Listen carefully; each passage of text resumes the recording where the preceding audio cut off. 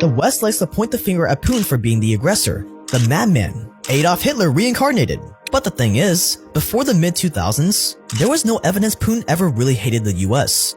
Back when he was still deputy mayor of St. Petersburg, he was even known for helping US businesses settle contract disputes with Russians. He was fascinated with the ex-Secretary of State Henry Kissinger, and there's no record of any of the anti-American stuff he's saying now, although he was in the KGB. And back in the early 2000s, Putin did everything he could to give America the benefit of the doubts. As soon as Putin was elected, he asked to join NATO. The year 2000, Mr. Putin is not elected, although elected, to the presidency.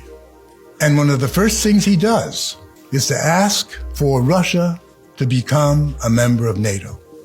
Why not be a member of NATO? NATO was created to defend Europe, and perhaps not only Europe, from Soviet aggression, from a country that you couldn't predict. There is no more Soviet Union, and there is no more Warsaw Pact. Why can't we create an organization where we're part of it, said Mr. Putin, and act together to protect some kind of aggression? He was told, go take a walk, basically. What about some kind of partnership or becoming part of the European Union?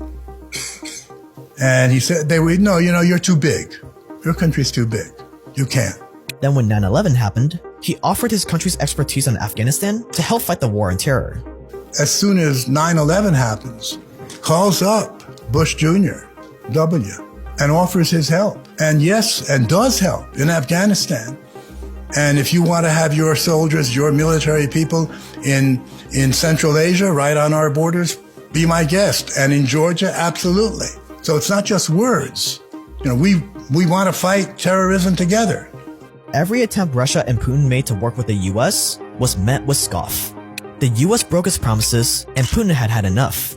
And all the while, Russia was being reminded that it's no longer really that important a country.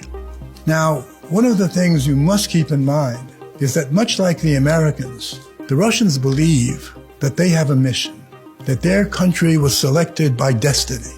So the sense of losing this aura of greatness, of being told, we don't care about you. The reaction of the average Russian to that was one of, you're insulting me. You don't respect me. In 2007, in Munich, speaking to the group of 20 in Munich, Putin says this. This is February 10th.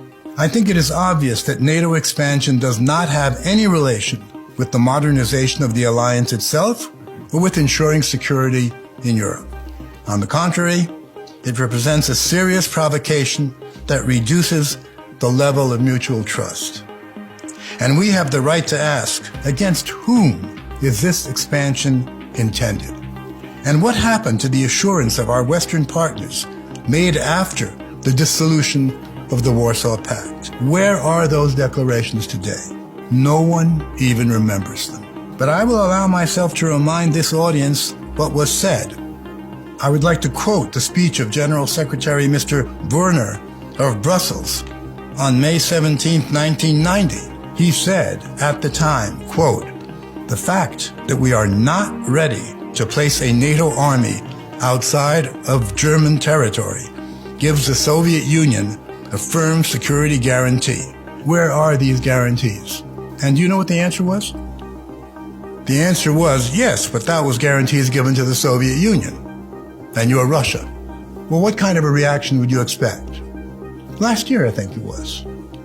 Making a foreign policy speech, Putin said, our mistake was that we trusted you too much. And your mistake was that you tried to take advantage of that.